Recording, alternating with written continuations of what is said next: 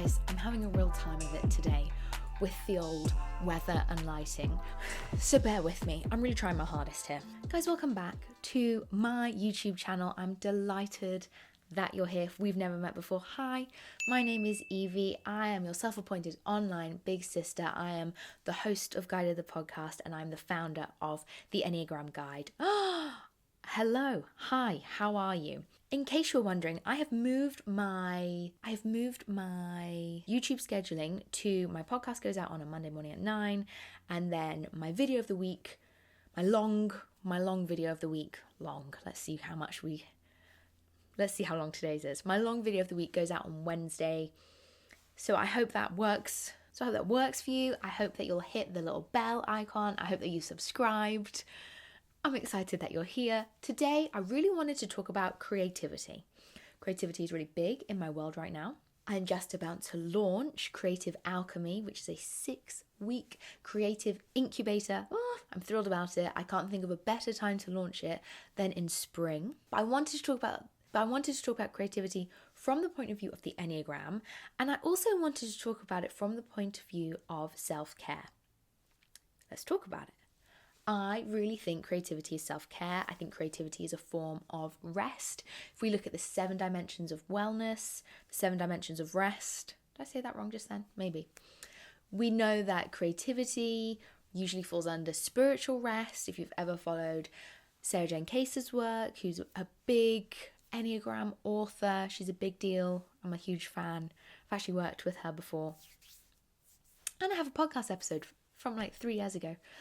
She was my first big podcast that I did. I think she's my first ever podcast that I did as well. Quite funny. That's a good episode. You should listen to that. But I really want to talk about why creativity is so linked to spirituality, why I think that's important, and why having creative hobbies should be part of your wellness routine. And if you're like, Eve, I don't even have a wellness routine, girl, good. Glad that you're here. We're going to make one together. And let me just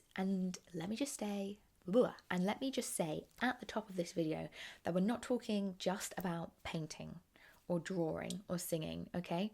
Creativity is broad, it's wild, it's freedom. It can be whatever you want it to be. Creative solutions, creative thinking, these are all parts of creativity.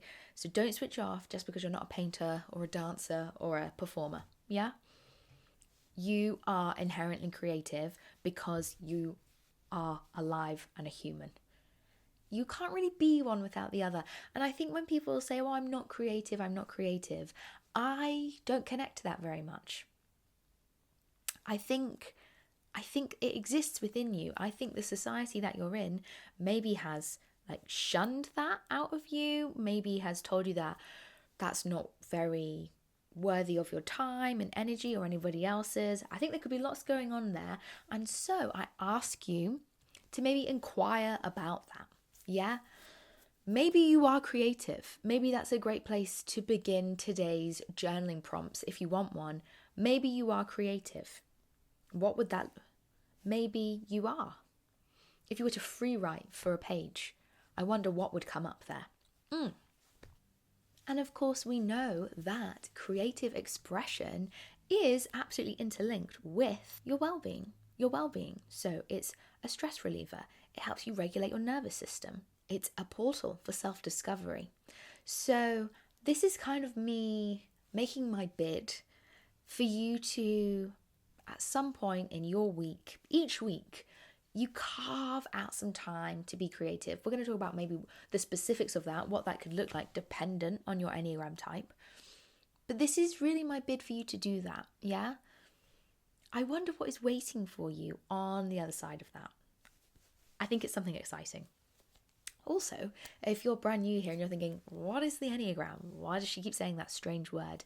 The Enneagram is an ancient personality typing tool. It helps us understand what motivates our behavior rather than just our behavior itself. And it is my chosen modality of coaching because I am a coach. And I believe the Enneagram is so, so powerful and important. I have based my whole kind of life around it. No, it's not a cult. It's not a religion. It's not anything like that.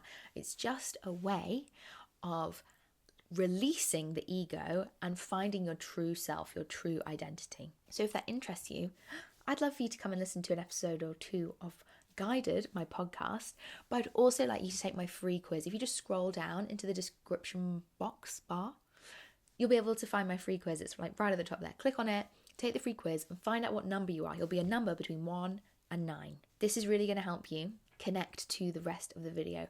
I'll be intrigued to see what number you get, what type you are. You can even drop it in the comments and I'll tell you something spooky that I know about you just based on that number. So I've kind of touched on it already, but we know that creative hobbies can help us reduce our stress, reduce that anxiety. It can improve our self-awareness. It increases our joy and playfulness, and it can help us process emotions. Art therapy is a thing, you guys. If you didn't know about it, look it up. It'll blow your mind. But you don't need to work with an art therapist to experience some of the benefits that creativity can have on your well-being. But this is really the crux of what I wanted to talk about today, and is a huge part of my work as I move further and further into my creative offerings. So I'm intrigued to see what you think. So I have gone ahead and I have some ideas, some suggestions for each Enneagram type, some creative hobby suggestions that might be helpful, and you might hate them. You might hear another types and really like that one, and that is okay. All this is a suggestion, yeah? So let's start with the body types. And when we're thinking about creative hobbies for the body types, so that's 8, 9, and 1, we know we want to be hands-on because we're talking about the gut triad, the body triad. And we really want to think about how we can embody creativity, yeah? Probably the body types need this the most, want this the most, are most open to this, probably far more open than, a 3 or a 5. So for type 8, the challenger, I think something like pottery or sculpture or woodworking is going to help the type 8, yes, be in their body, hands-on, but it's going to help them slow down. This is going to help them process their emotions, connect into what their heart is telling them, encourage them to be present whilst being physically engaging. Let's talk about type 9, the peacemaker. I am yet to meet a type 9 that doesn't love watercolour painting. I don't know. That is a thing, okay? Prove me wrong. So something like watercolour painting, gardening, or playing an instrument, these sort of gentle and meditative hobbies, I think are really, really helpful for the type 9 because it helps them connect to their inner world. The more that the type 9 can connect into their inner world, the more that they're going to connect to their voice, the more that they're going to know what the next right thing to do is, which sometimes type 9s can struggle with. Let's talk about type 1, the perfectionist. So, calligraphy could be really interesting for the type 1, detailed sort of illustration or drawing, or baking. Can you see how they're all very structured? That's going to really speak to the type 1's nature. And there's room for kind of precision. Why can't I say that word? I can say that word. Precision.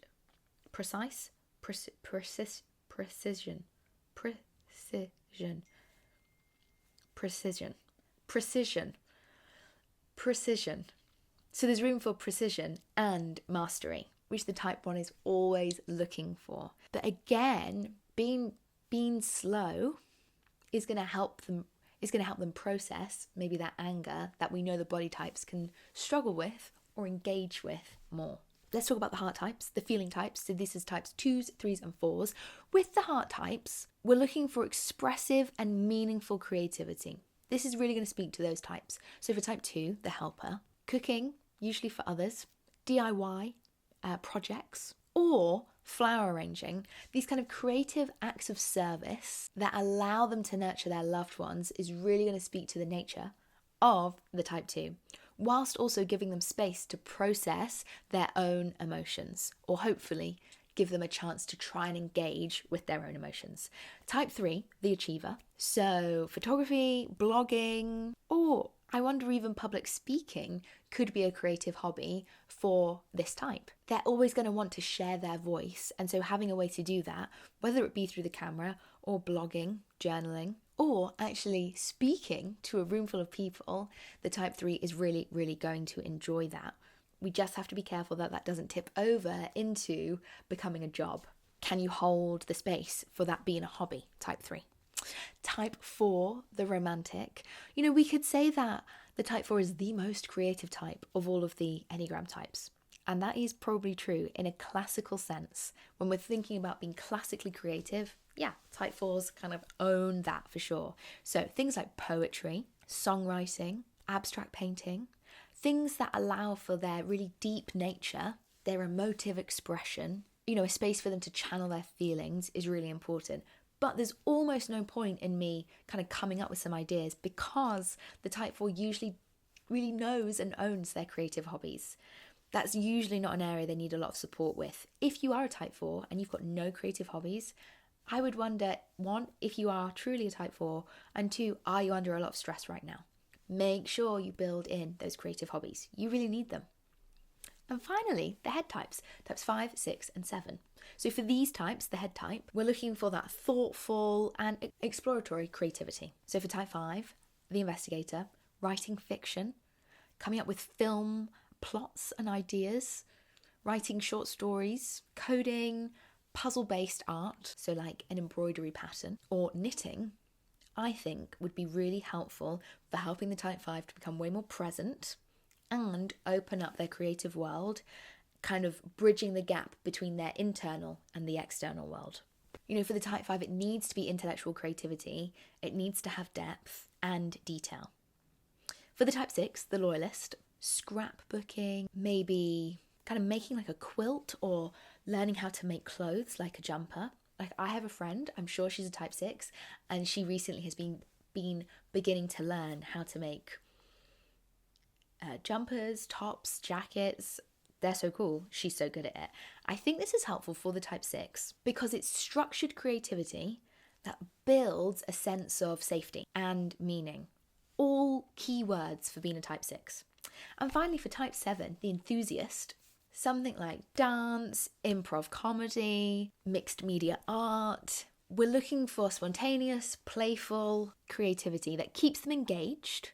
So again, bringing in that presence. And we want them to feel excited about it. Otherwise, they're going to lose interest really, really quickly. So there are my ideas. Let me know in the comments if you're thinking, yeah, this is what I would do. Well, this is my type and I wouldn't do any of that. I'd do this. Tell me. I'd love to know. That would be super interesting for me to know. 3 key points just before we finish for today to remind you how to, cultivate a creative practice that feels good. We don't want it just to become another job, another to-do list, do the washing, clean the bathroom, do my creative hobby. We don't want to come at it from that angle. You get to take good care of yourself. You get to have this creative hobby. Let's have that mindset going into it. Here are the 3 ways that I think you can maintain that. You gotta release the perfectionism. This is just playing. There is so much science behind how play can rewire our brains, especially around trauma and really heavy, hard emotions. The key thing there is to release the perfectionism so you can play. Play over perfect, okay? Actually make space for creativity. Don't just give yourself half an hour on a Thursday evening. That is going to feel pressurized, and if you can't get into it, it's just going to feel stressful. Make time. Clear your schedule. Find a whole Saturday morning if you can. Gift yourself that time. You deserve it. And then finally, I want you to experiment. We've got to be curious about this. We don't just pick a creative idea and then just kind of get on with it. We want to explore what feels good and why does it feel good and what am I learning about myself here, and if it doesn't feel good, what could I bring in instead? Let's be curious. Remember, creativity is all about self-care. Yeah, it's not about having another achievement. It's about taking exquisite care of yourself. How can you do that today? And remember that using your Enneagram type can guide you towards a creative hobby that feels really nourishing. But don't get stuck in it if it doesn't feel good. We're looking for natural, organic, fulfilling. That's how we should feel with our creative hobbies. If you're looking for deep, nourishing support, then do make sure you book on for a blueprint typing session. You can scroll down through the show notes now and grab your space. And make sure you've hit subscribe for my next video. Thank you so much for joining me today, and I will see you next time. I'll see you next Wednesday for another video. Take exquisite care of yourself. I'll see you then.